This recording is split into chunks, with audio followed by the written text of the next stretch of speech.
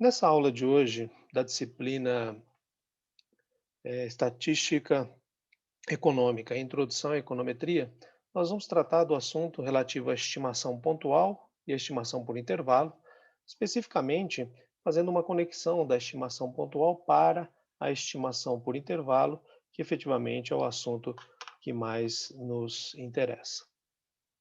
As referências para esse assunto estão aqui na parte de baixo dessa apresentação inicial e vocês podem consultá-las para maiores detalhes sobre esse tema.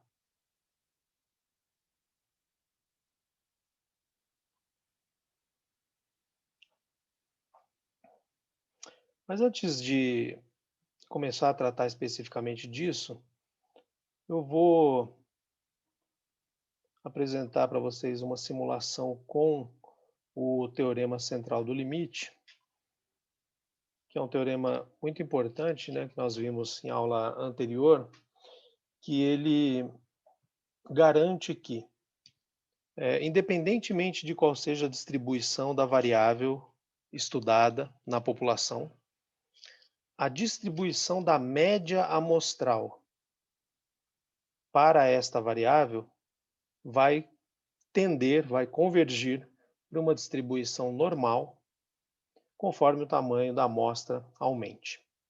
E essa convergência, ela vai ser tão mais rápida ou tão melhor, conforme já seja mais próxima da distribuição normal a distribuição da variável na população. Bom, então eu vou pegar aqui, né, esse link que está disponível lá na área da disciplina.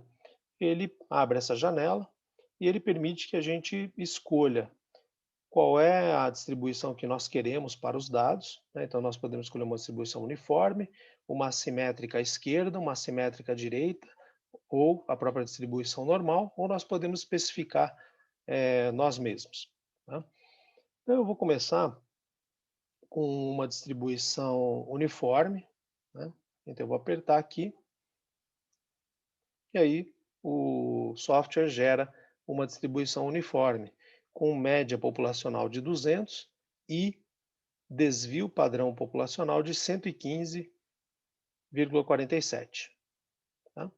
Aí agora, se eu apertar esses botões que estão aqui, o, o software vai pegar, a partir dessa população de dados que está apresentada nesse gráfico aqui em cima, vai montar, vai coletar amostras com esses respectivos tamanhos e vai montar a e para cada uma dessas amostras vai calcular a média amostral, vai fazer a distribuição de frequência e com isso vai montar o gráfico da distribuição de probabilidades. Então, por exemplo, eu vou pedir para coletar todas as amostras possíveis com duas observações a partir dessa população que está aqui retratada no gráfico de cima. Então, eu vou apertar o n igual a 2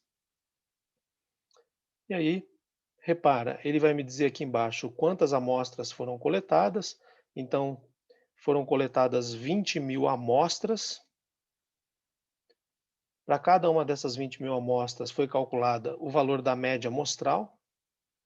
E aí esses valores foram agrupados, né, em intervalos ali bem pequenos, de amplitude bem pequena.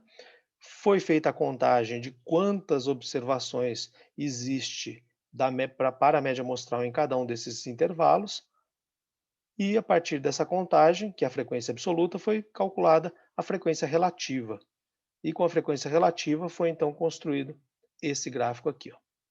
Então aqui na parte de baixo é a distribuição da média amostral. Então você tem aqui mid x barra, sigma de x barra, dizendo que é a média é a média amostral e o desvio padrão da média amostral. Então repara, né, que conforme nós vimos pelo teorema central do limite, o valor esperado da média amostral é a média populacional. E aí você vê ó, que a média populacional é 200, a esperança da média amostral 199,82. Não é exatamente igual a 200, mas é bem próximo. O desvio padrão da média amostral está dando 82,06. E de acordo com o que nós vimos, nós demonstramos, né, qual era o desvio padrão da média amostral, nós vimos que o desvio padrão da média amostral equivale ao desvio padrão populacional, sigma, dividido pela raiz do tamanho da amostra. Então, se a gente dividir 115,47 pela raiz de 2, que é mais ou menos 1,41,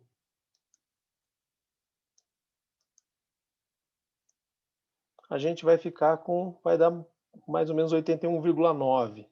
E aqui está dando 82,06. Então, 81,9 seria o valor teórico, o valor obtido, 82,06.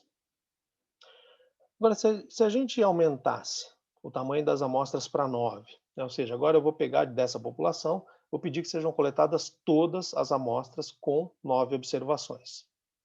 E, de novo, o software vai coletar todas essas amostras, para cada uma delas vai calcular a média amostral, depois vai organizar esses valores de média amostral de maneira crescente, vai construir intervalos de classe de amplitude pequena, vai contar quantos valores foram observados para cada intervalo, vai determinar a frequência absoluta de cada intervalo e, por consequência, vamos ter as frequências relativas. Então, vou apertar aqui o 9.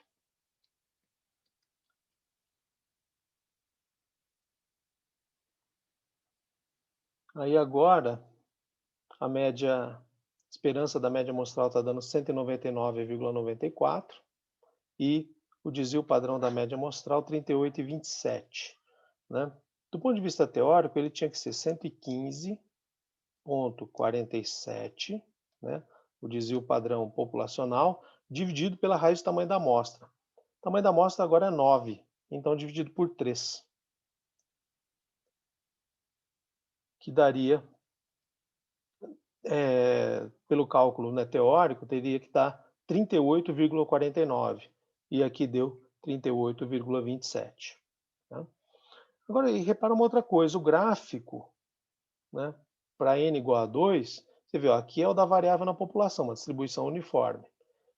Né? A distribuição da média amostral já começa a ganhar uma característica, né, mais parecida com a da distribuição normal. Quando eu aumento para 9, o tamanho da amostra, essa distribuição converge mais ainda para uma distribuição normal.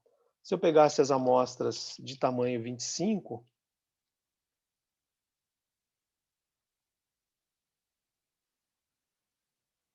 você vai ver maior convergência, né? Um menor número de amostras, agora apenas 10.000.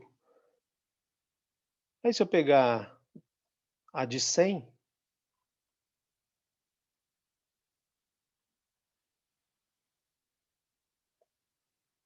aí vai convergindo cada vez mais para uma distribuição normal. Né?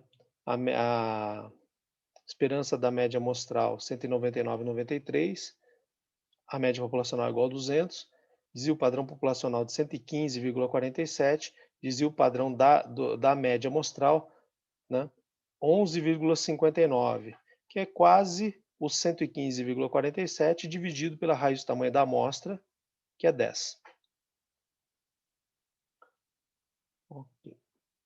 Agora eu vou pegar uma outra distribuição. Vou pegar, por exemplo, a normal. Tá? Então, a variável já segue distribuição normal na população. E agora, eu vou pedir para que sejam coletadas todas as amostras de tamanho 2.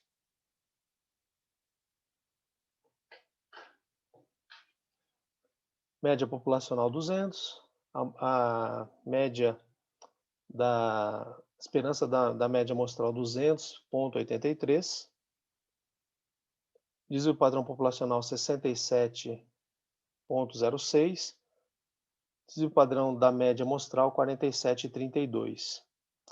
Se a gente dividir o 67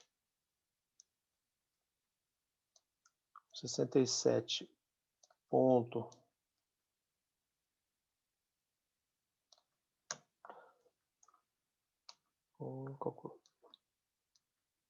A gente dividiu 67,06, que é o desvio padrão populacional,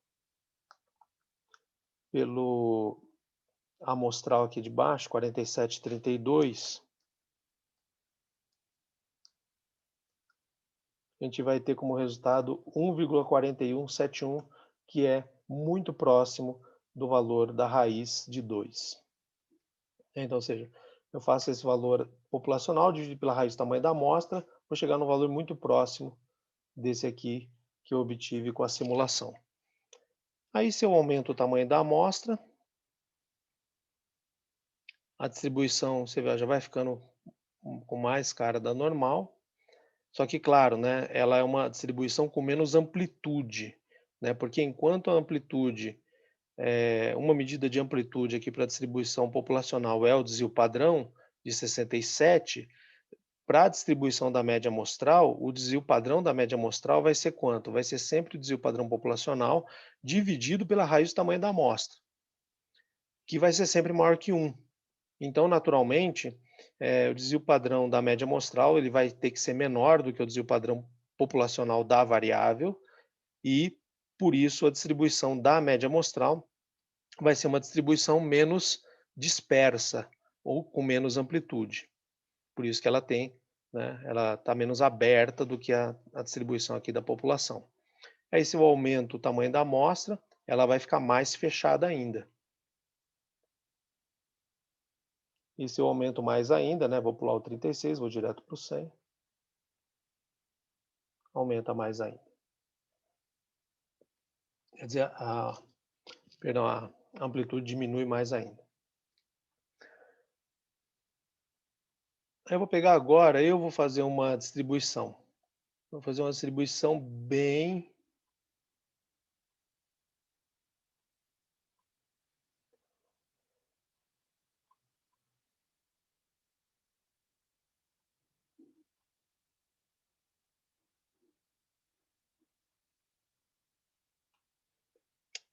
não está funcionando. Eu ia tentar fazer uma distribuição oposta da normal. Voltou a funcionar. Vamos fazer assim, ó. Uma distribuição que seria oposta da normal. Como se a gente tivesse virado a distribuição normal de cabeça para baixo. Tá? Aí vou fazer de novo, vou coletar todas as amostras tamanho 2. Repara que enquanto a variável tem essa distribuição, a distribuição da média amostral ainda tem alguma influência da distribuição original da variável, só que já começa a apresentar uma concentração de valores aqui no centro. Enquanto que no centro aqui da distribuição da variável na população, nós temos basicamente muito pouca observação. E aí, se eu peço as amostras de tamanho 9, você vê que a distribuição já vai convergindo mais para uma distribuição normal. Se eu aumento para 25, mais ainda, 36 e finalmente 100, que é o que dá, que é o que o site permite. Então, a gente percebe que, seja qual for a distribuição da variável na população, a distribuição da média amostral de fato converge para uma distribuição normal, conforme o tamanho, essa convergência aumenta conforme o tamanho da amostra aumenta, e também essa convergência ela é melhor conforme a distribuição da variável na população já esteja mais próxima da própria distribuição normal.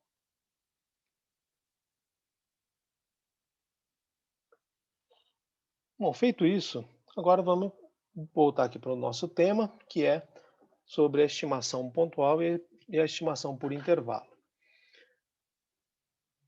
Do ponto de vista mais geral, a situação típica com a que nós trabalhamos é a de que nós queremos estudar uma variável de interesse para uma população que tem um número n maiúsculo de elementos. E o que nós queremos é estudar alguma característica dessa variável, que, por se tratar de uma característica da variável na população, é chamada de parâmetro e simbolizada genericamente pela letra θ. E esse parâmetro ele vai ter um valor na população, chamado aqui de θ0. Esse parâmetro poderia ser a média, poderia ser a proporção, poderia ser a variância, o desvio padrão, poderia ser a covariância, poderia ser o coeficiente de correlação, ou seja, existem muitas medidas descritivas que se encaixam aqui nessa situação.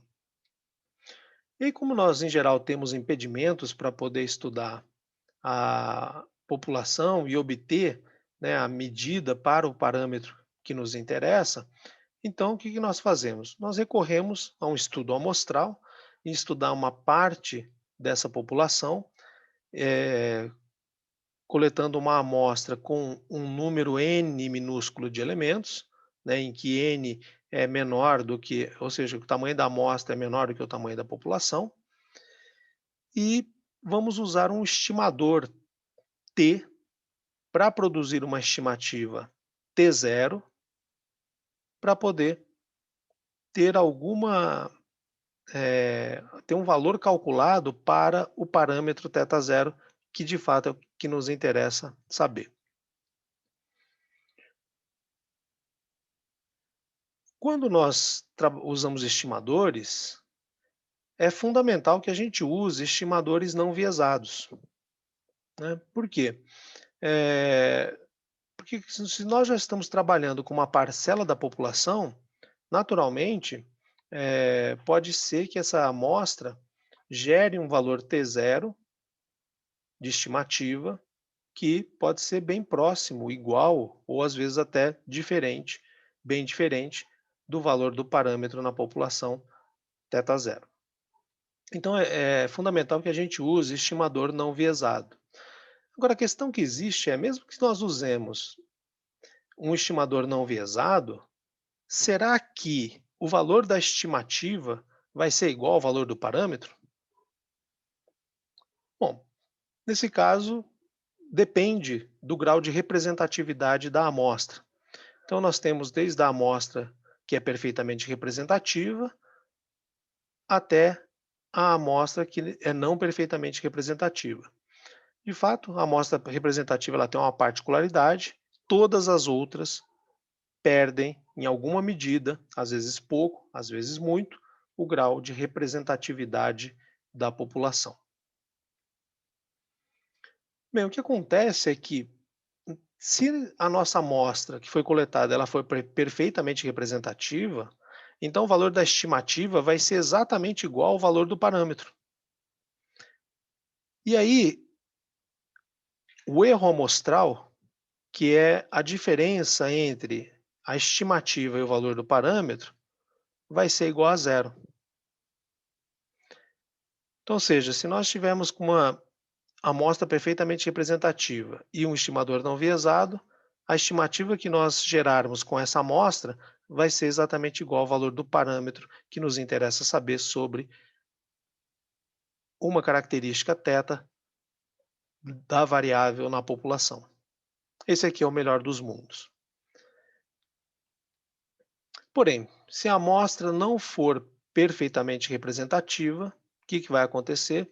A estimativa vai apresentar alguma diferença em relação ao valor do parâmetro e, por consequência, o erro amostral vai ser diferente de zero.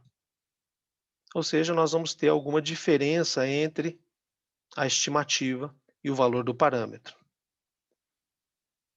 E, claro, o nosso problema é, como nós não sabemos o valor do parâmetro, embora saibamos o valor da estimativa, nós não temos como avaliar qual é o valor do nosso erro amostral. Se ele é zero ou diferente de zero, e se diferente de zero, quanto? Positivo ou negativo.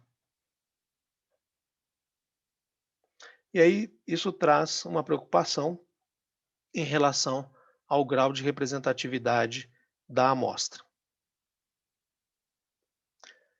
Especificamente no caso da média, né, ou seja, estamos estudando uma variável na população com um interesse particular na média populacional, cujo valor na população eu vou chamar de μ0. Um valor numérico, só que não vou especificar nenhum valor específico aqui no caso.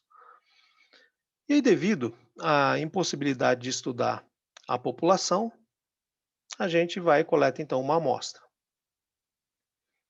Uma amostra de tamanho N entre muitas amostras possíveis que poderiam ser coletadas dessa população com o mesmo tamanho dessa amostra. Como, por exemplo, amostras com 10 observações, amostras com 50 ou com 500 observações ou qualquer número, desde que não ultrapasse o próprio tamanho da população. A partir dos valores coletados para a variável e que formam a amostra coletada, nós aplicamos o estimador da média populacional, que é a média amostral, e, ao aplicar esse estimador aos valores da variável na amostra, vamos obter então o quê? A estimativa da média amostral para esta amostra. Nós sabemos que a média amostral é um estimador não viesado da média populacional. Apesar disso, é garantido que a estimativa da, da média populacional, ou seja, o valor da média amostral, será igual ao valor da média populacional? Depende do grau de representatividade da amostra. Numa amostra perfeitamente representativa, sim, o valor da média amostral, a estimativa, vai ser igual ao valor da média populacional e, por consequência, o erro amostral, que é a diferença entre o valor da estimativa em relação ao valor do parâmetro, vai ser igual a zero. Agora, se a amostra não for perfeitamente representativa, haverá alguma diferença entre a média amostral e a média populacional, por consequência, o erro amostral será diferente de zero.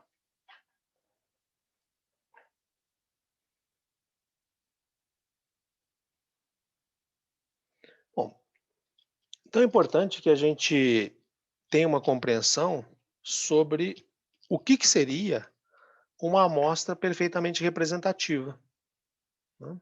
Então vamos pensar um caso aqui que é relativamente simples, mas ele é suficiente para esclarecer o que é uma amostra perfeitamente representativa e o que acontece quando nós perdemos representatividade.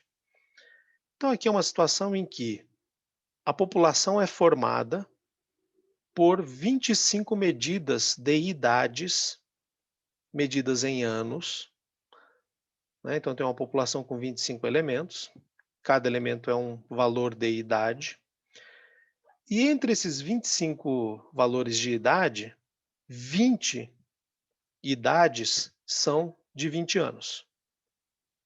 E 5 observações, 5 valores de idade, são iguais a 40 anos.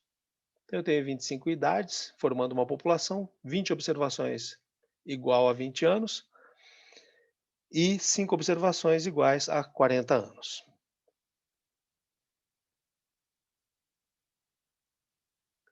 Bom, então, montando aqui uma distribuição de frequência relativa para as duas classes de idade, de 20 anos e 40 anos, nós temos que, na população, a gente vai ter 0,8 ou 80% das observações com o valor de 20, né? 20 observações num total de 25. 20 sobre 25 vai me dar 0,8 ou 80%. E a frequência relativa da classe de idade ali de 40 anos vai ser quanto? Vai ser 5 observações sobre um total de 25 observações. Então eu vou ter a proporção de 0,2 ou a porcentagem de 20%. Com esses valores, a média dessa população, para essa variável idade, vai ser de 24 anos. Como é que eu sei isso? Bom, a média populacional é a esperança da variável. E aí, aqui no caso, como eu agrupei as observações em apenas duas classes, então eu vou fazer o quê para produzir a esperança? Eu vou fazer o produto entre o valor de cada intervalo de classe vezes a frequência relativa do intervalo de classe. E para os valores em questão, eu vou ter, então, 20 vezes a sua frequência de 0,8, mais 40 vezes a sua frequência 0,2, que vai dar 24. Né? Eu tenho 16 aqui e eu tenho 8 aqui, média populacional de 24.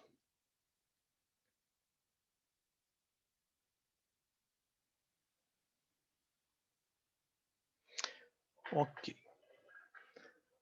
Bom, então, se eu pegasse agora, né, quisesse estudar essa população e não pudesse estudá-la, então eu recorreria à coleta de amostras. Né? E aí, digamos que eu vou coletar amostras com 5 elementos e que uma, a amostra que eu coletei, ela tem essas observações. Dos 5 elementos, 4 são idades de 20 anos, uma observação, idade de 40 anos. E do ponto de vista de frequências relativas, nós vamos ter que a amostra 1 vai ter, em termos de composição, 80% das observações na classe de idade 20, 20% das observações na classe de idade 40. A média amostral para a amostra 1 seria 24, e a diferença entre essa estimativa e o valor desse parâmetro, o erro amostral, né, seria 24 menos 24, seria 0. Mas veja, pode ser que em vez de ter coletado essa amostra 1, né, o acaso tenha feito que eu pegasse uma outra amostra, com uma outra composição, em que todos os elementos da amostra apresentam valor de idade igual a 20. Bom, aí nesse caso, em termos da distribuição de frequência relativa, o que nós temos? 100% das observações com o valor 20, nenhuma observação com o valor 40. E aí, claro, nesse caso a média seria 20, né, só tem observações iguais a 20, a média tem que ser 20. E agora eu vou ter um erro amostral de menos 4, decorrente da diferença de 20 menos 24, que é a média populacional. Mas também pode ser que o acaso tenha feito com que eu não tivesse coletado nem a amostra 1 e nem a 2, mas sim uma amostra 3, em que 3 dos 5 elementos tem valor 20 e 2 dos 5 elementos tem valor 40. E aí, do ponto de vista das frequências relativas, o que nós vamos ter? 60% dos valores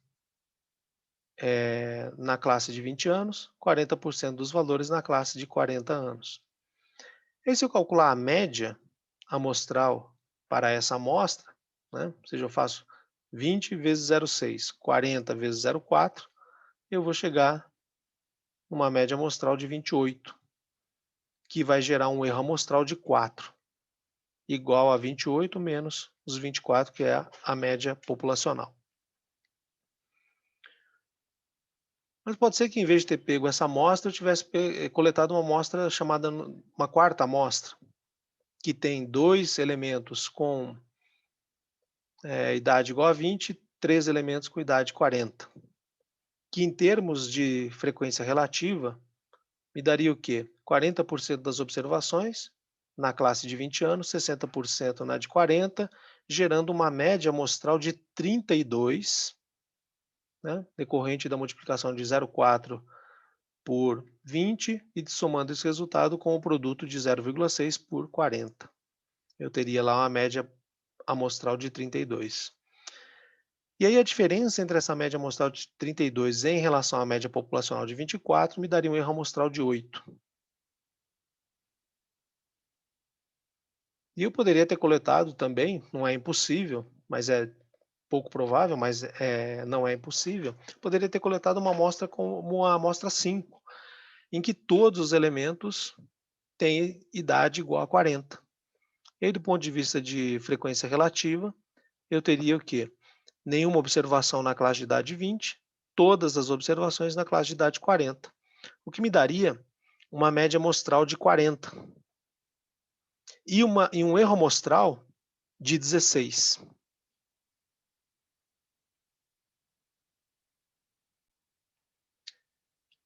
Então a gente consegue, a partir desse exemplo, bastante simples, entender o que que é uma amostra perfeitamente representativa e o que vai acontecendo, o que significa perder representatividade. Então, se você olhar aqui, ó, na amostra um eu tenho um erro amostral igual a zero. Isso acontece por quê? Porque a média da amostra é exatamente igual à média da população. E isso acontece por quê? Porque a composição da amostra um, em termos das classes existentes ou dos valores existentes para a variável estudada, é exatamente igual à composição da variável na população. Então, isso aqui é uma amostra perfeitamente representativa. A amostra que tem uma distribuição de frequências relativas exatamente igual à distribuição de frequências relativas da população. E aí você vê também que conforme nós temos amostras que vão se afastando mais aqui dessa configuração, que é a da população e da amostra um, né, ou seja, nós vamos tendo distribuição de frequência mais diferente em relação a essa aqui da população, a gente vai vendo que o erro amostral vai começando a aumentar, né, de forma que, com a amostra perfeitamente representativa, ao usar um estimador não viesado, nós vamos gerar uma estimativa que é exatamente igual ao valor do parâmetro que está sendo estudado. Porém, quando existe perda de representatividade, quanto maior for a perda de representatividade, ou seja, quanto maior for a diferença ou a discrepância da distribuição de frequências relativas da amostra em relação à da população, nós vamos ver o quê? Aumento do erro amostral em termos absolutos. Até que a gente tem aqui na amostra 5 uma amostra que tem baixíssima representatividade, e aí, claro que vai ter um erro amostral muito grande. Ou seja, se a gente gerar uma estimativa com uma amostra que tem pouca representatividade, nós vamos ter mais diferença do valor da estimativa em comparação com o valor do parâmetro. E aí, ou seja, a gente vai errar mais se a gente, ao usar esse valor para tomar decisões.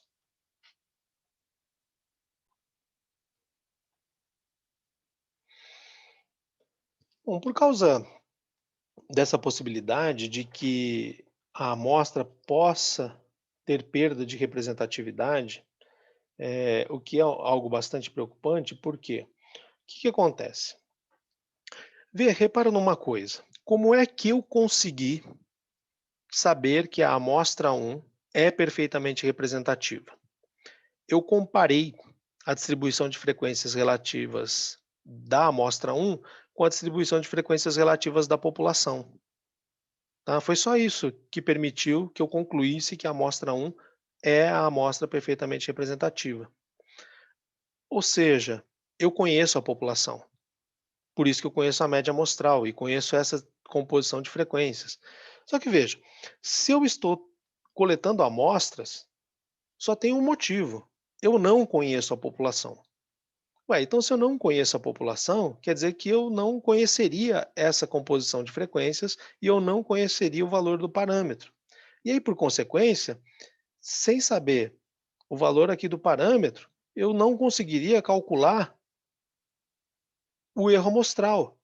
E por conta disso, eu não conseguiria determinar ou saber que a amostra um é a amostra perfeitamente representativa e que a amostra 4 ou a 3 tem uma boa perda de representatividade. Ou seja, a suposição para que eu possa fazer o raciocínio que eu fiz é conhecer a população. Porém, se eu estou usando a amostra, só existe uma razão, eu não conheço a população. E se isso acontece, eu não tenho como saber qual é a representatividade real da minha amostra. Eu posso até avaliar, né, eh, por conta de ter impressões sobre a composição da população, ter alguma informação passada e tal. Mas eu nunca terei a certeza que eu tenho no contexto desse exemplo. Então, ou seja, representatividade da amostra, em geral, sempre tem alguma perda e, o que é pior para a gente nunca tem como saber exatamente quanto é essa perda. E nem se ela é grande e nem se ela é pequena.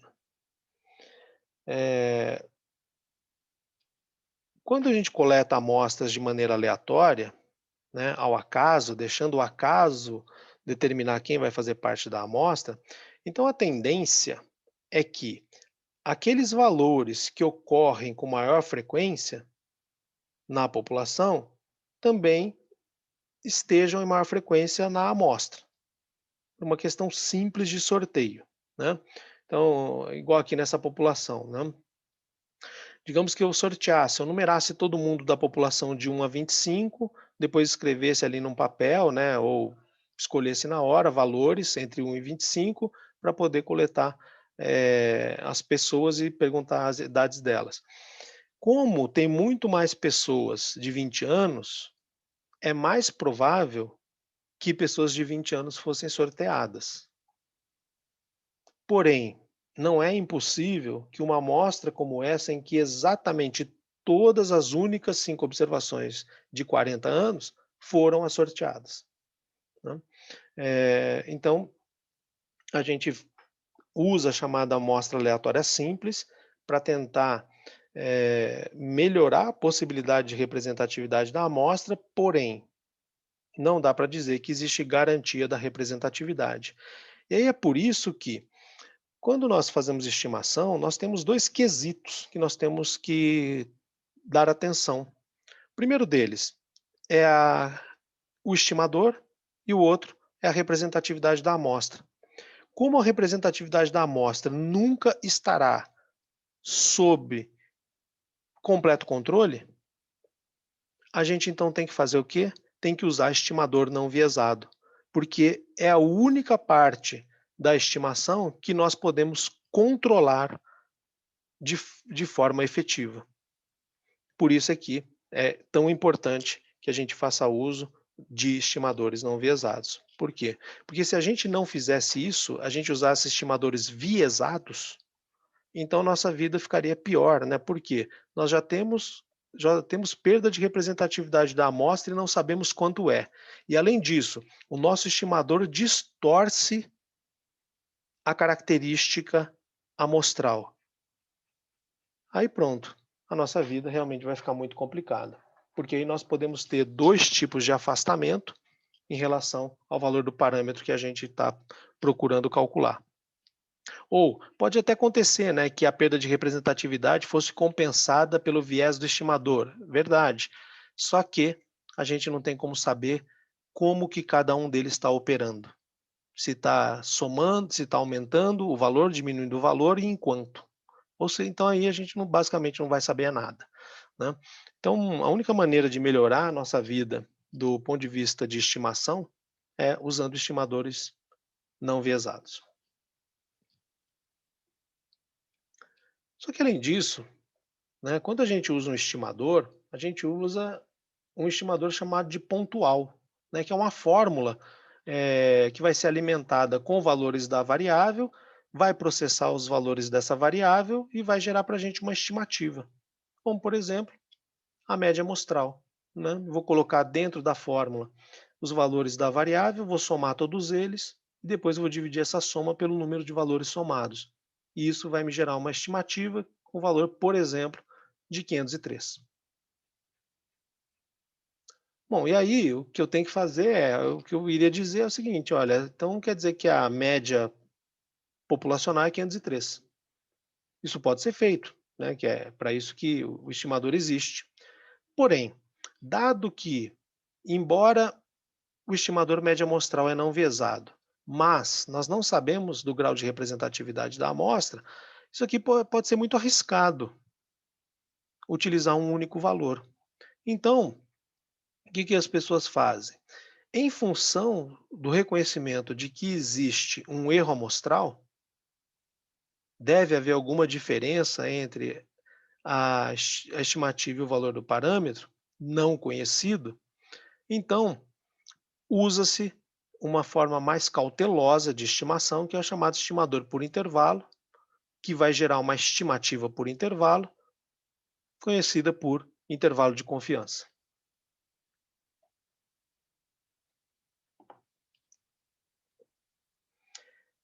Que se caracteriza por aplicar uma margem de erro ao redor do estimador pontual. Ou seja, a gente vai pegar o estimador e a ele nós vamos adicionar uma margem de erro e a ele nós vamos subtrair uma margem de erro. E essa margem de erro nada mais é do que o erro amostral. E aí, do ponto de vista da estimativa, eu usaria a estimativa pontual que eu obtive, 503, e ao redor dela eu colocaria uma margem de erro, né? Para mais e para menos. Então, seria algo assim. A estimativa pontual 503, mais ou menos uma margem de erro de 9,8. E aí nós produziríamos um estimador, perdão, uma estimativa por intervalo, né? Ou seja, o que a gente estaria dizendo é, olha, a média populacional, se a gente tivesse uma estimativa pontual, a gente diria, média populacional é 503. Se a gente quiser se prevenir, né, da possibilidade de erro decorrente da perda de representatividade da amostra, a gente usa uma estimativa pontual dizendo a média populacional está no intervalo ao redor de 503, 9,8 acima, 9,8 abaixo, né, o que daria mais ou menos um intervalo de 512,8 até 500, perdão, 492,2. Então a gente diria, a média populacional está dentro desse intervalo, o que é, digamos assim, menos preciso, porém deve garantir maior probabilidade de acertar.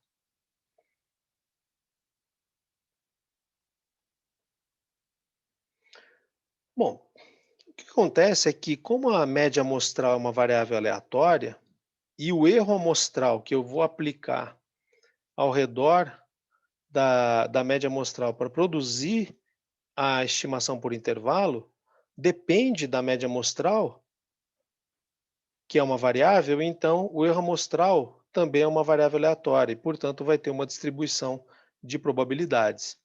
E essa distribuição de probabilidades, especificamente, é uma distribuição normal com média zero e desvio padrão sigma sobre raiz de n.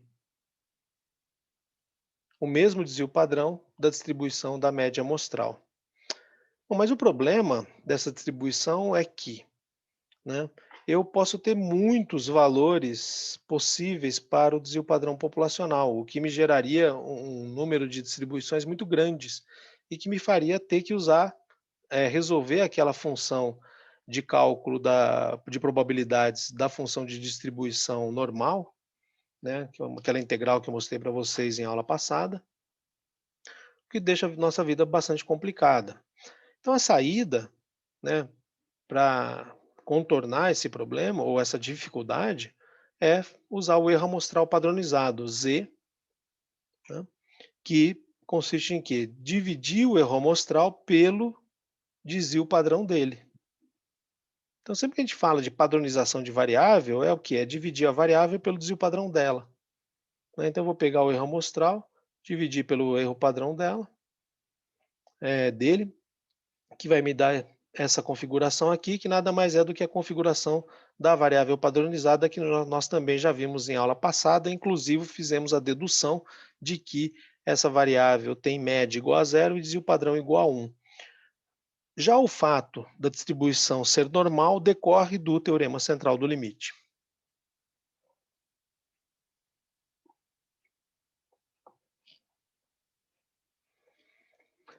Bom, então, e aí o que acontece? Com essa padronização, a gente vai ter uma única distribuição. Por quê? Porque a média está definida numericamente e o desvio padrão está definido numericamente. Então, isso configura um único caso, uma única distribuição, que é a distribuição normal padrão. E além disso, eh, essa operação ela é interessante de ser feita, por quê? Porque tem uma equivalência entre a distribuição da média amostral e do erro amostral padronizado, ou seja, cada valor específico da média amostral vai ter como correspondente um único valor de erro amostral padronizado. E a recíproca é verdadeira, ou seja, a gente vai ter acontecendo aqui o quê? O conceito chamado de função bijetora, né? O valor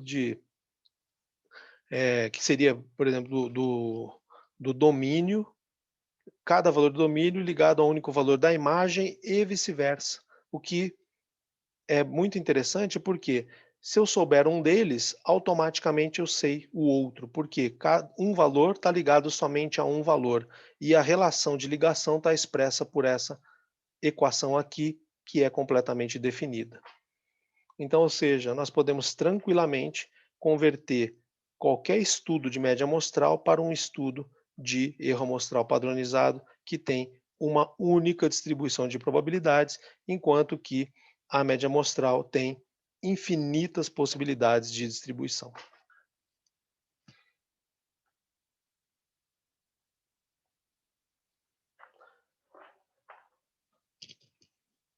Então, a ideia da construção do intervalo de confiança é que, né, a partir de uma população com um número n de elementos, eu possa coletar todas as k amostras com um tamanho n minúsculo.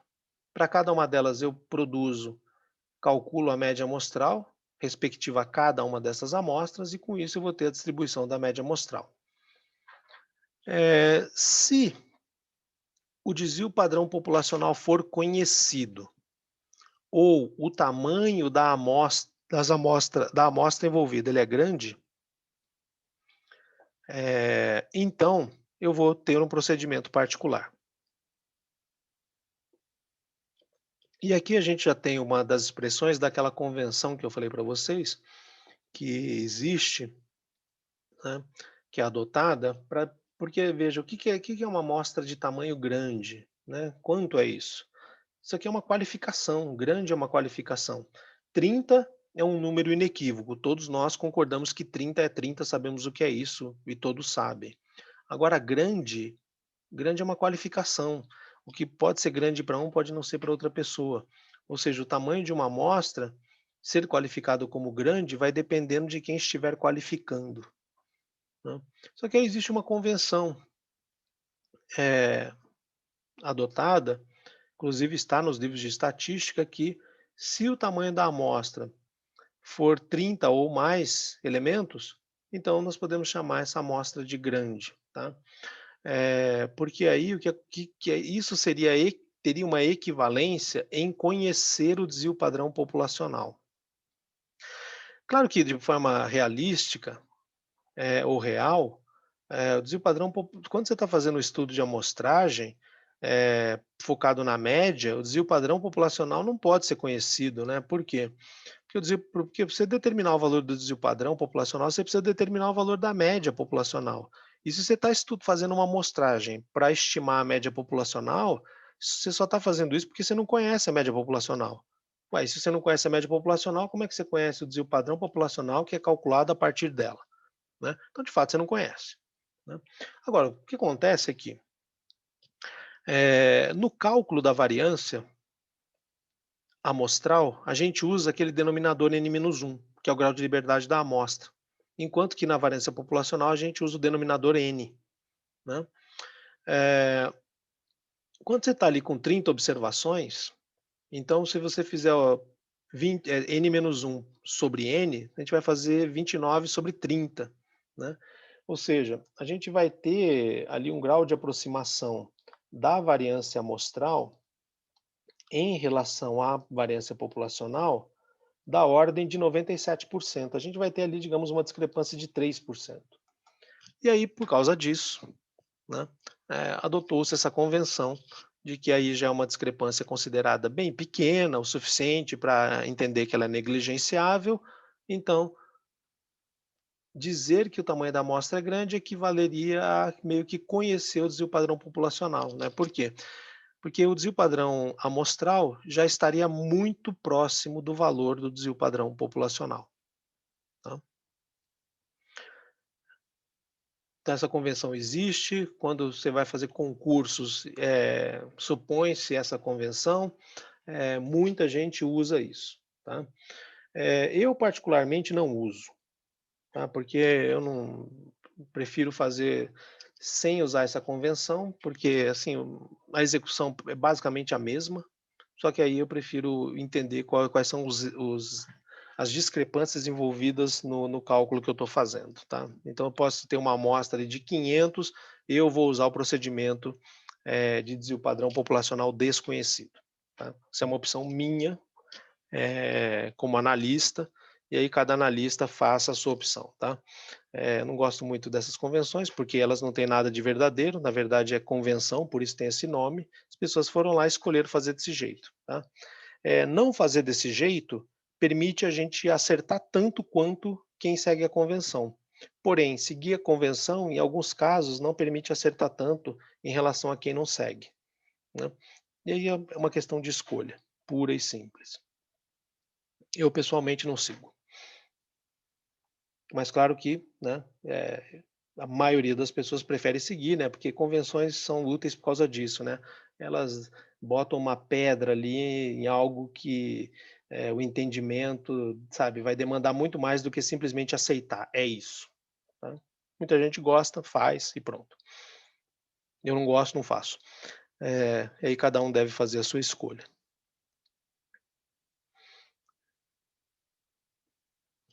E nesse caso, o que nos interessa é determinar qual é um intervalo que eu poderia ter ao redor da média populacional que contenha um certo percentual chamado 1 menos alfa, né?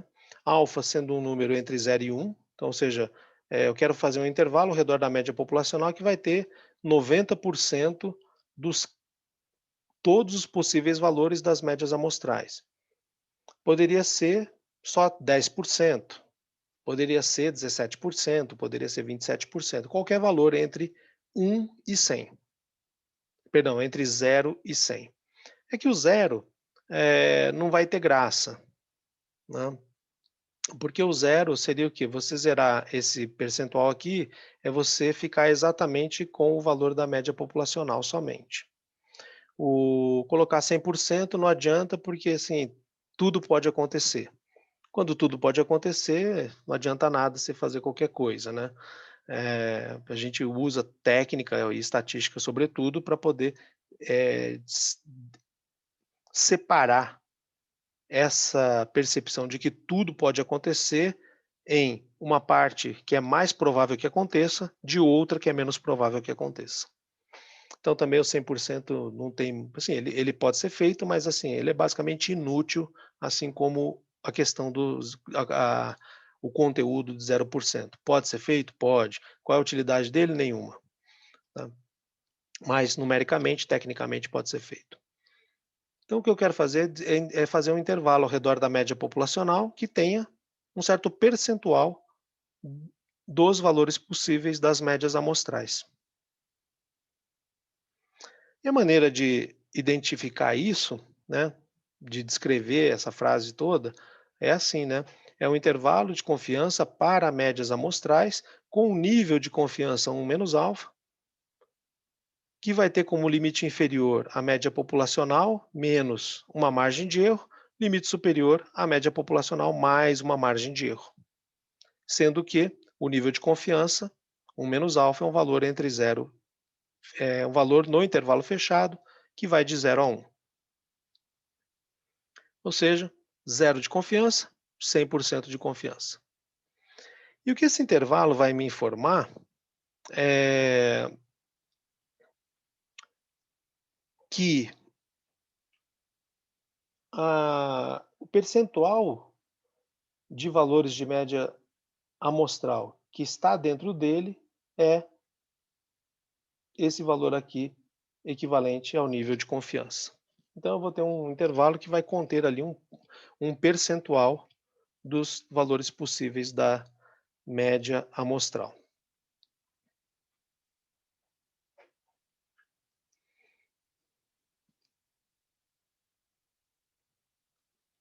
Esse intervalo de confiança ele é chamado de intervalo de confiança para médias amostrais com nível de confiança 1 menos alfa centrado na média populacional.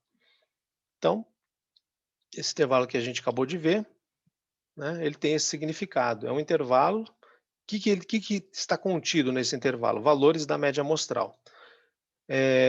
Em que proporcionalidade? 1 menos alfa, que é o nível de confiança. E o intervalo, como que é esse intervalo? Ele vai de μ, que é a média populacional, menos uma margem de erro, e até a média populacional mais uma margem de erro.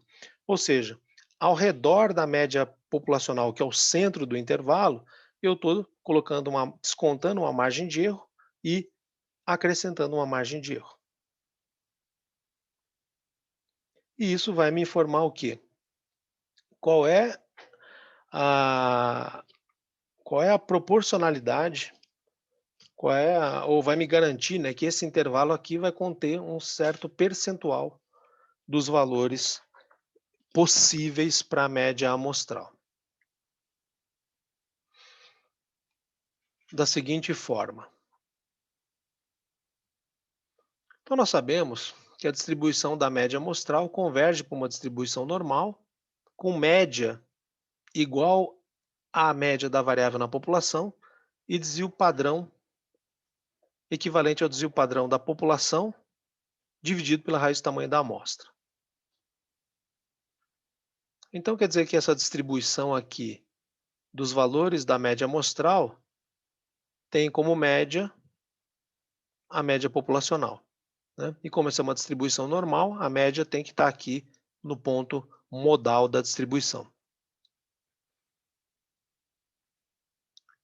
E aí eu coleto uma amostra que vai me gerar uma média amostral que poderia ter um valor como esse, um pouco acima da média populacional. Mas eu poderia ter coletado uma outra amostra que teria um valor um pouco abaixo da média populacional. Poderia ser que eu tivesse coletado uma terceira amostra, que vai ter um valor já bem mais acima do que a primeira amostra em relação ao valor da média populacional, ou poderia ter coletado uma quarta amostra que tem um valor já bem abaixo da média populacional, ou da esperança da média amostral. Bom, mas aí o que eu quero fazer é construir um intervalo ali ao redor da média populacional, colocando, somando a esse valor uma margem de erro e determinando então o limite superior do intervalo, que vai ser o que? A média populacional mais a margem de erro, e aí eu vou chamar esse valor genericamente de x barra alfa sobre 2. Só um nome que eu vou dar para ele. E para o lado esquerdo, eu vou fazer o quê? Eu vou descontar o valor da margem de erro da média amostral, que vai me dar aqui um valor do limite inferior, né, sendo média populacional menos margem de erro, que eu vou chamar de menos x barra alfa sobre 2. Só para encurtar o nome aqui dos limites desse intervalo.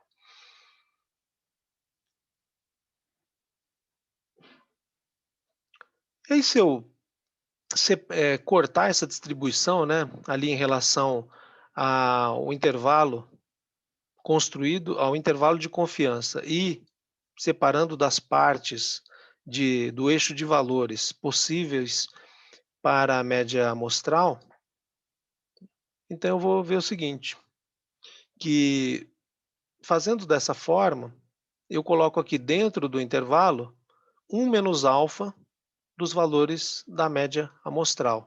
E aí, claro, como sob a distribuição eu tenho 100% ou 1, como aqui eu tenho 100% menos um certo percentual, quer dizer que fora eu tenho justamente o percentual alfa, só que ele está distribuído para a esquerda e para a direita, né? Esse intervalo aqui, ó, centrado na média populacional, é o intervalo de confiança para médias amostrais com nível de confiança 1 menos alfa, que nós vimos anteriormente. Que vai colocar fora dele o quê? Uma probabilidade alfa sobre 2 para a direita e uma probabilidade alfa sobre 2 à esquerda. Então, 1 menos alfa dos valores vão estar dentro do intervalo, alfa sobre 2%, né, dos valores vão estar fora do intervalo, à direita dele, alfa sobre 2% vão estar fora do intervalo, à esquerda do intervalo de confiança.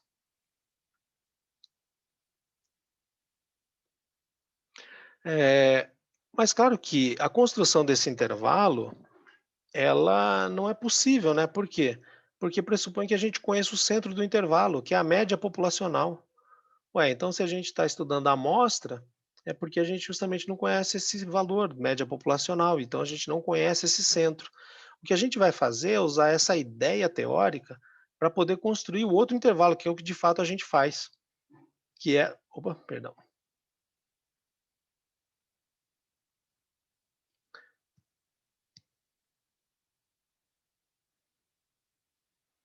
que não é o intervalo para médias amostrais centrado na média populacional, mas sim o, o intervalo de confiança para a média populacional, com o nível de confiança 1 menos alfa, centrado na média amostral. Que aí vai ser especificado dessa forma, intervalo de confiança para a média populacional, com nível de confiança 1 menos alfa, centrado na média amostral, ou seja, que vai ter como limites a média amostral menos a margem de erro e a média amostral mais a margem de erro. Significando que a probabilidade da média populacional desconhecida pertencer a esse intervalo é justamente o nível de confiança.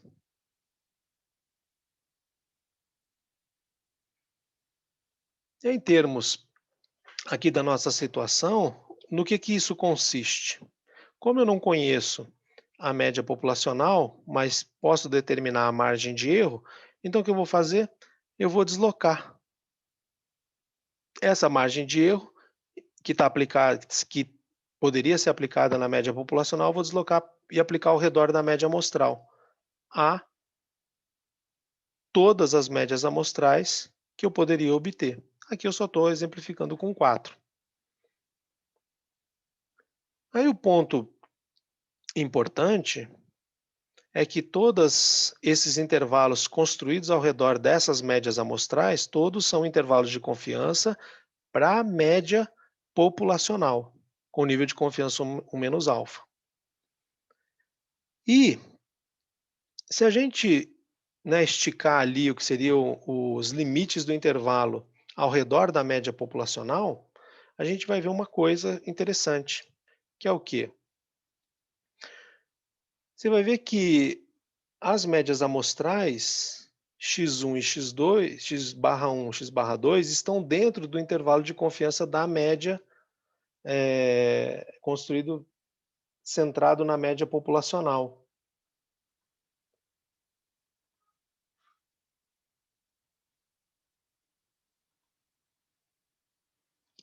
Então, nós vamos ver o quê? Que quando uma média amostral pertence ao intervalo de confiança centrado na média populacional, por consequência, a média populacional vai pertencer aos intervalos de confiança centrados nessas médias amostrais. O que difere da situação em relação à média amostral número 3, porque você vê que é uma média amostral que não pertence ao intervalo de confiança centrado na média populacional, e por consequência, o que vai acontecer? A média populacional não vai pertencer a esse intervalo de confiança, por quê? O valor dela está aqui, o intervalo de confiança só vem até aqui. Ó. Então, esse é um valor fora. E algo semelhante vai acontecer com a média amostral número 4.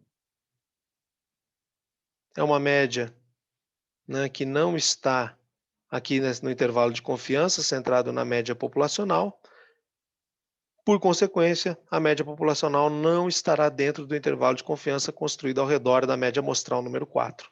Né? Você vê que o valor dela, da média populacional, que é essa barra vermelha, está além do limite superior do intervalo de confiança. Então, por isso que a gente consegue usar essa margem de erro. Por quê? Porque seria a margem de erro construída para a média populacional, só que aí a gente transfere para a média amostral. Pelo fato de que, se uma média amostral está no intervalo de confiança centrado na média populacional, necessariamente a média populacional desconhecida é um valor pertencente ao intervalo de confiança centrado nas médias amostrais que pertencem ao intervalo de confiança centrado na média populacional. É por isso que a gente pode dizer que nós temos um nível de confiança que, nesse intervalo aqui ao redor da média amostral número 1, esteja o valor da média populacional. E o mesmo para o intervalo ao redor da média amostral número 2. Agora, por que a gente não faz nível de confiança 100%? Né? Porque 100% seria incluir tudo. Incluir tudo já é a situação inicial desconhecida que eu tenho, então não adianta nada. Né? Então eu tento fazer o quê? Algumas exclusões dos valores mais afastados e, naturalmente, os que são menos prováveis, né? Para poder ter ali o quê? Um intervalo mais com menor amplitude e que possa nos dar uma sensação de maior precisão. Tá? Mas claro que pode acontecer de eu pegar uma amostra como a 3 e a 4, que são amostras que já têm uma boa perda de representatividade em relação à população? Pode. Eu posso construir ao redor delas intervalos de confiança que teriam um nível de confiança de conter o valor da média populacional? Posso. Só que como a confiança não é de 100%, ela é de 90%, 95%, ou qualquer percentual que se queira, abaixo de 100%, eu nunca posso dizer que eu tenho certeza de que o valor está no intervalo. Eu vou dizer que eu confio que ele esteja, eu tenho um nível de confiança que ele esteja. E é claro, como esse nível de confiança nunca será 100%, né, porque 100% seria voltar para a situação aqui populacional desconhecida, então não adianta nada. Então, a gente pode estar errado quando a gente faz um intervalo de confiança? Sim, a gente pode estar errado. Basta que a amostra envolvida seja pouco representativa da população.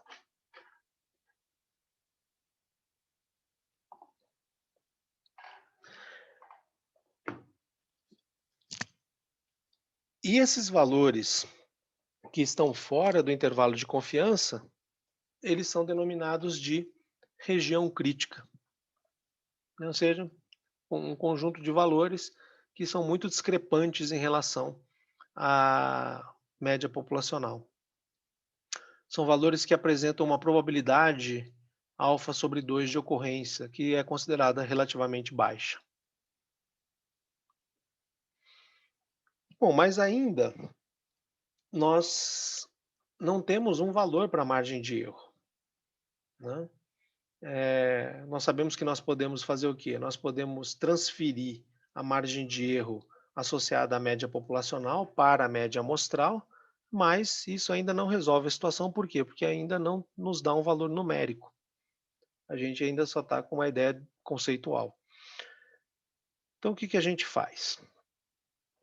Bom, eu sei que esse intervalo, né, que eu vou construir, que eu poderia construir ao redor da média populacional e que me determinaria a margem de erro, vai determinar os limites do intervalo, que foram chamados genericamente de x barra alfa sobre 2 à direita e menos x barra alfa sobre 2 à esquerda.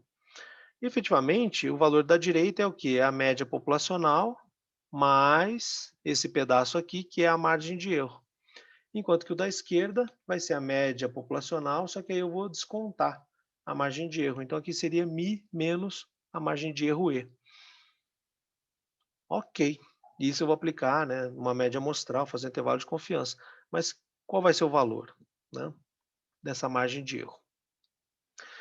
Então, sabendo que essa probabilidade alfa sobre 2 à direita é a probabilidade de que a variável média amostral assuma valores maiores ou iguais do que esse limite superior do intervalo de confiança, e que do lado esquerdo é a probabilidade de que a variável média amostral assuma valores menores ou iguais do que o limite inferior do intervalo de confiança centrado na média populacional, e sabendo, né, que existe uma correspondência única, na verdade biunívoca, entre a média amostral e a variável padronizada, então eu posso padronizar todos os valores de média amostral para a variável, o erro amostral padronizado.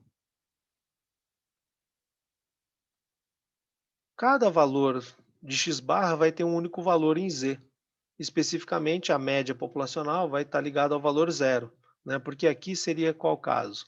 O da média amostral, x barra, igual a μ. Então, se eu colocar aqui, ó, nesse x barra, o valor μ, eu vou ter μ menos μ, que vai dar zero. Seja qual for o valor do denominador, vai ser sempre zero. Então, eu tenho certeza que μ está ligado com zero. Aí, os demais valores, a gente precisaria fazer essa conversão. Mas o fato é que esse limite superior estaria ligado com um valor específico, que eu vou chamar aqui de z alfa sobre 2, só para lembrar que é o valor correspondente a esse. E o limite inferior do intervalo vai ter um valor específico também aqui no erro amostral padronizado. De forma que essa distribuição da média amostral corresponde exatamente à distribuição da variável z. E também contém 1 menos alfa dos valores de z, assim como acontece para a média amostral nesse intervalo. E aí, naturalmente, se acontece para dentro do intervalo, acontece igual para fora também. Então, eu vou ter aqui os valores fora daqui, da direita do intervalo. São os valores de z, que superam o limite superior aqui desse intervalo, e eles conjuntamente equivalem a uma probabilidade alfa sobre 2, que é o que vai acontecer também do lado esquerdo. Só que ali vão ser o que? Os valores que são menores do que o limite inferior do intervalo de confiança.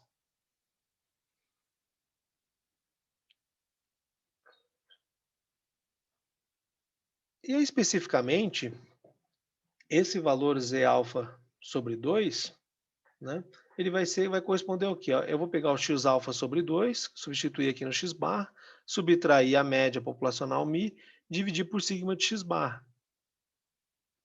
Por isso que eu tenho essa equivalência entre os dois. Bom, e com isso eu posso passar o sigma de x barra para o outro lado da igualdade. E eu vou ter então o z alfa sobre 2 vezes sigma de x barra, que vai ser igual ao quê? Ao numerador, x barra alfa sobre 2 menos μ. E esse numerador aqui, ó, ele é exatamente o quê? A margem de erro. E aí pronto, agora eu tenho como determinar a margem de erro numericamente. Por quê? Porque esse valor z é de uma distribuição normal padrão, tem valor específico. Sigma de x barra é o valor sigma do desvio padrão populacional, supostamente conhecido, então eu sei o valor dele, só que ele está dividido pela raiz do tamanho da amostra, que eu também sei, porque eu tenho a amostra, eu vou lá e conto quantos elementos tem na amostra que eu estou usando. Então agora eu tenho tudo especificado numericamente, eu consigo dar valor numérico para margem de erro.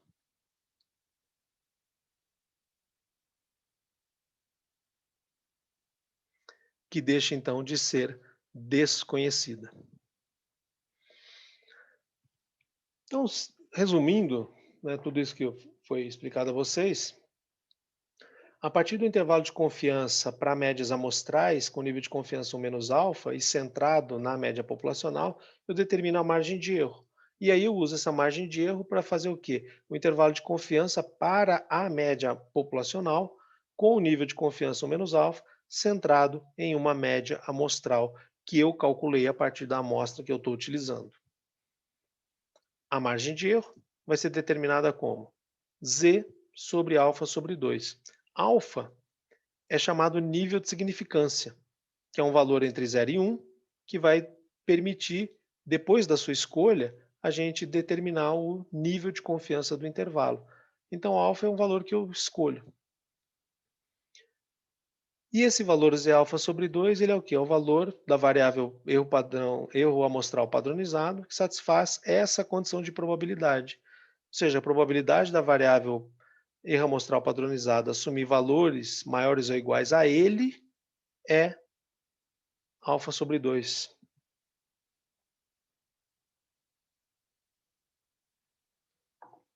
Bom, com isso, a gente consegue, então, fazer uma aplicação.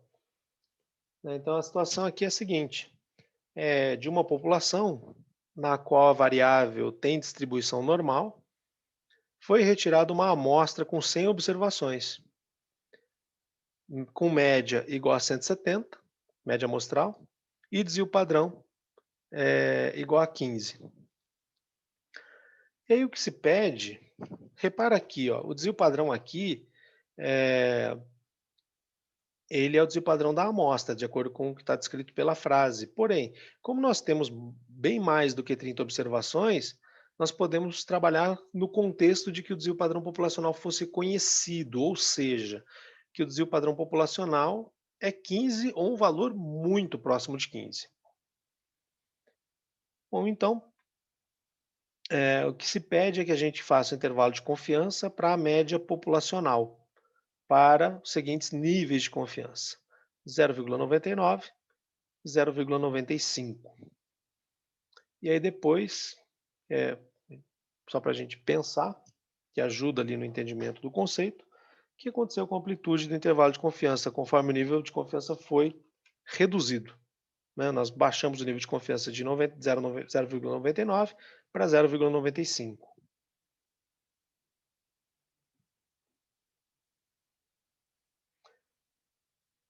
Então aqui eu já vou deixar anotado, o que eu quero calcular, que é o intervalo de confiança para a média populacional com nível de confiança 1 menos alfa, com essa especificação de maneira geral.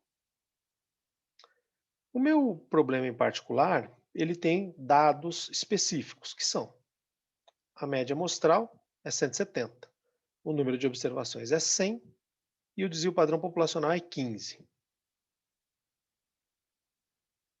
Então agora com isso a gente vai determinar esse intervalo de confiança.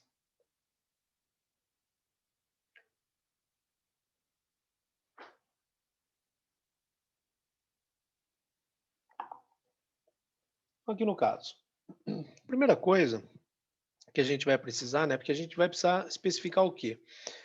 Para poder determinar os dois limites do intervalo de confiança, eu vou precisar especificar a margem de erro, que para ser definida, eu vou precisar desse valor da variável padronizada, que vai ser multiplicada pelo desvio padrão populacional da média amostral, sigma sobre raiz de n. Bom, então eu preciso começar a calcular, dar valores para tudo que eu preciso para montar o intervalo de confiança que eu quero. Então a primeira coisa, que é a mais fácil, é o sigma de x barra, porque é só pegar o desvio padrão populacional 15 e dividir pela raiz do tamanho da amostra, que é 10. Então, meu sigma de x barra vai ser 1,5. Bom, então essa parte aqui, ó, já está resolvida. Bom, falta fazer o z alfa sobre 2.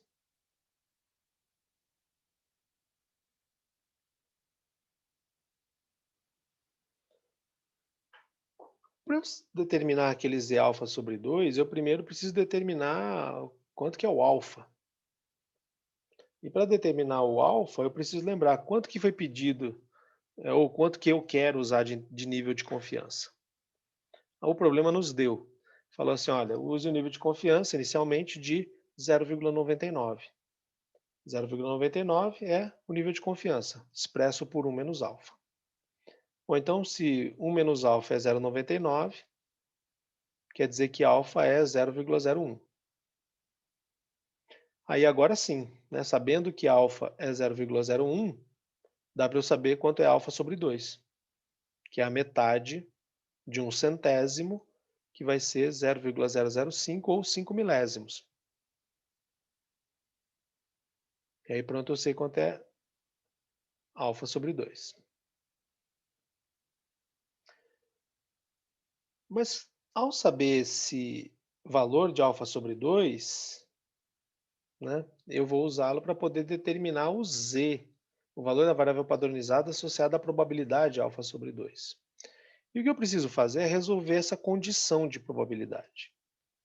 Ou seja, o valor z alfa sobre 2 vai ser um valor tal que a probabilidade da variável padronizada assumir valores maiores ou iguais a ele seja exatamente alfa sobre 2, ou 0,005.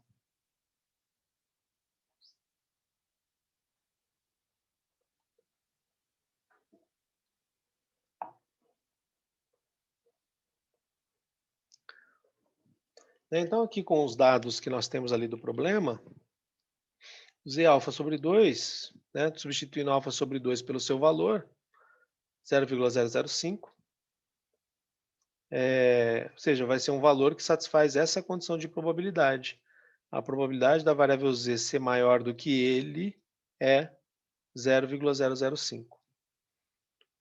Bom, agora para obter esse valor, a gente vai precisar olhar aquela tabela de distribuição de probabilidades, que no caso é uma tabela de distribuição normal. Então, o que que eu preciso? Eu preciso de um valor aqui z que faça com que a probabilidade associada aqui a essa cauda da direita, que está em branco da distribuição, seja 0,005.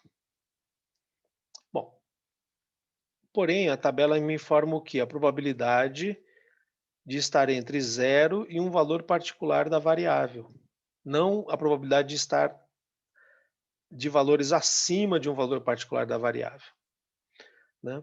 Bom, só que eu sei algumas coisas sobre a distribuição normal. Uma delas é que, sob a distribuição inteira, eu tenho 100% de probabilidade. Eu sei também que a distribuição normal é uma distribuição simétrica, e mais que isso, ela é perfeitamente simétrica. Quer dizer, então, que à esquerda do seu centro, que é o zero, eu vou ter 50%, à direita eu vou ter 50%. Logo, a soma dessa área aqui destacada, que tem a probabilidade P, com a probabilidade dessa área em branca, que é a direita, somadas tem que dar 0,5. Bom, então, se a soma das duas é 50%, a branca é 0,005, ou seja, 0,5%. Quanto que eu tenho que ter de probabilidade aqui nessa área chamada de P? Sabendo que junto com 0,5%, tenho que chegar em 50%.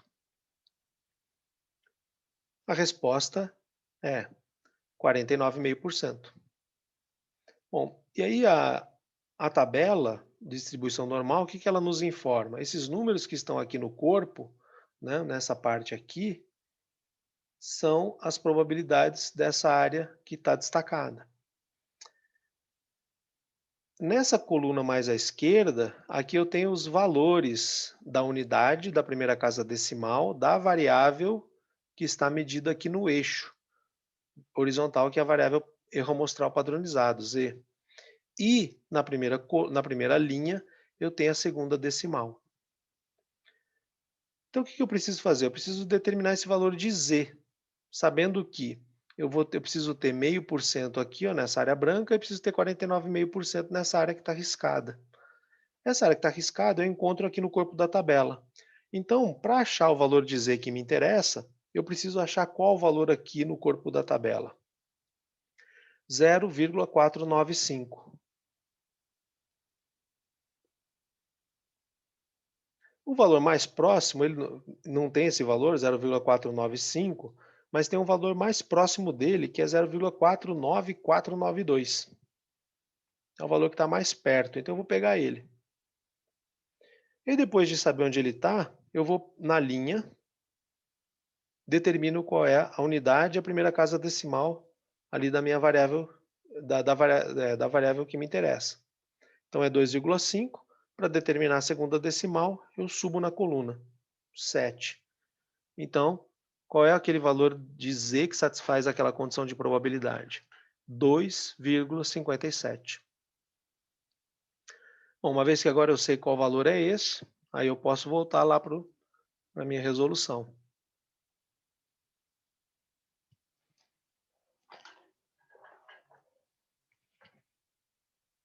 Então, assim que eu determino 2,57. Então, repara que agora eu já tenho esse componente aqui da margem de erro, já tenho esse, só multiplicar um pelo outro, vou ter a margem de erro.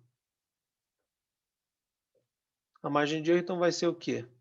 Aquele valor de Z, Z 0,005, vezes sigma de x bar, que é 2,57 vezes 1,5, que vai dar aproximadamente 3,86, usando duas casas decimais.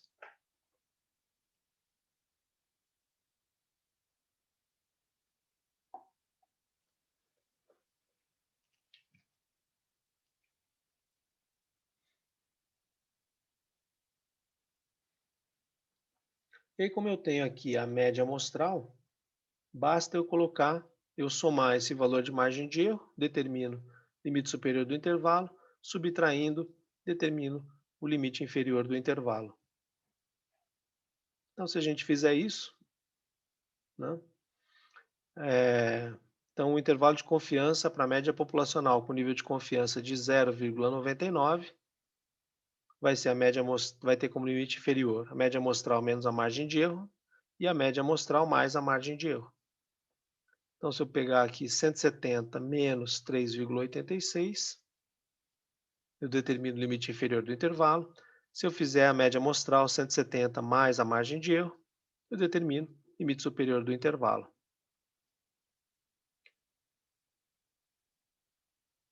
Aí, se a gente fizer a conta, a gente determina ali o intervalo de confiança para a média populacional com o nível de confiança de 99%. Ou seja, eu tenho um nível de confiança de 99% que a média populacional é um valor que está dentro desse intervalo aqui. Ó. A minha estimativa pontual era de 170. A minha estimativa por intervalo vai de 166,15 a 173,86. E eu tenho um nível de confiança de 99% de que a média populacional é um valor pertencente a esse intervalo. Que vai ser uma forma, né, digamos, mais cautelosa da gente tomar decisões com relação à média populacional que está sendo estimada, né? Claro que não há nenhum impedimento das pessoas usarem o estimador pontual. É simplesmente uma questão de escolha, de propensão a correr risco, né? Aqui o risco ele é muito elevado porque a gente está com um único valor. Aqui o risco de erro é mais baixo porque a gente está com uma quantidade maior de valores. O risco de erro aqui, 1%. O risco de erro aqui, ele tende para 100%.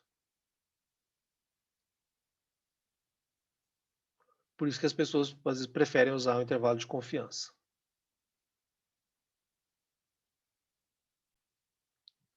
Não tendo perguntas, então,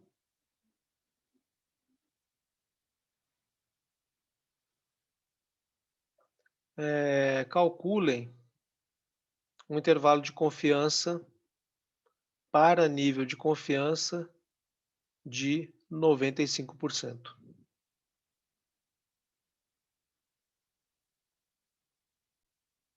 Então, de fato, o valor ali de Z é 1,96. Como é que ele é obtido? Você vai lá na distribuição normal padrão, só que agora você precisa o quê? Que a área branca seja 2,5%. Se junto com a destacada tem que ser 50%, essa área aqui que está riscada tem que ser 47,5%. Então, o que você precisa fazer? Precisa achar um número 0,475 aqui no corpo da tabela. Aí se você procurar, ele vai estar aqui, ó. Aí achou o número, corre para a esquerda na linha dele, 1,9. Aí depois corre para cima na coluna dele, 6. Então o valor é 1,96.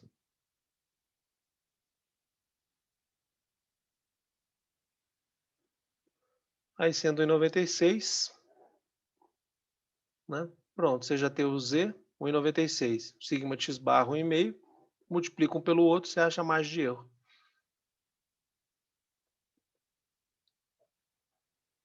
Que vai dar 2,94. Aí, né, você calculou esse, multiplicou, obteve margem de erro. Aí você já tem aqui a margem de erro. X barra você já tinha, né, porque isso era dado do problema. Aí pronto. Seus problemas acabaram.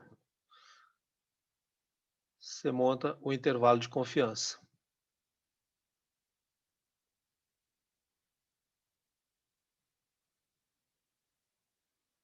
Coberta.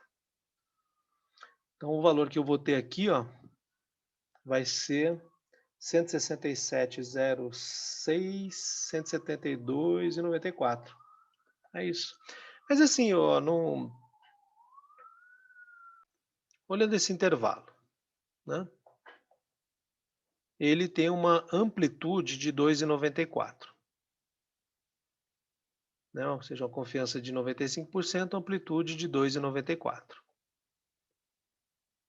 Se a gente olhar o, o intervalo do exercício anterior, que tinha a confiança de 99, ele tinha uma amplitude de 3,86. Né? Então, repara no seguinte. Por que que... O que que acontece quando eu aumento o nível de confiança? Eu deixo o intervalo mais amplo. Eu deixo o intervalo contendo um número de valores que é maior. E aí, claro, fica cada vez mais provável da média populacional estar dentro dele. Né? Só que repara uma coisa, fazer intervalos de confiança com nível de confiança muito alto faz com que o intervalo tenda a ficar muito amplo. E aí também pode não ter muita serventia, né? Como, por exemplo, imagina, né, que o regime de metas para a inflação adotado no Brasil dissesse o seguinte: olha, a política monetária vai ser considerada como eficiente se a inflação no país ficar entre 100% e menos 100%.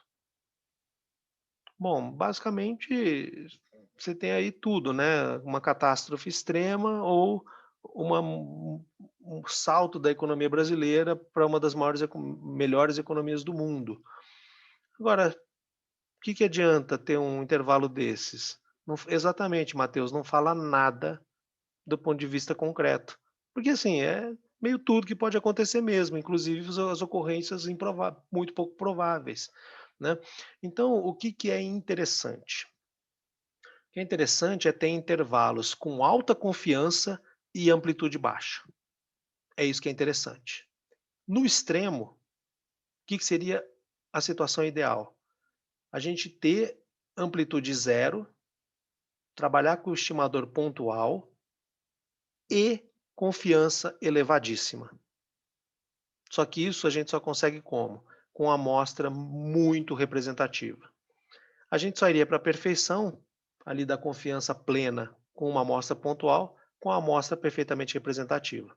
Fora esse caso, só que aí, como a gente não tem representatividade da amostra, a gente parte para a situação de segurança, que é trabalhar com intervalo de confiança. Né? Mas repara o que aconteceu aqui. Eu, com mais nível de confiança, eu vou ter mais amplitude de intervalo para a mesma média amostral. Né? Então, quando a gente faz intervalos de confiança, a gente tem que ter um pouco esse olhar, né? Tá bom, você botou confiança ali, aumentou, aumentou, ok, mas ficou mais amplo? Ficou. Será que compensa? O que que é melhor? É melhor trabalhar com uma confiança mais baixa, com menos amplitude, e aí ter, digamos assim, maior certeza sobre o valor da média populacional, ou você aumenta a confiança, só que você também aumenta a amplitude? né. Aí é uma escolha que tem que ser feita, né, não existe nem certo e nem errado, o que existe são escolhas, que cada analista faz de acordo com a decisão que precisa tomar.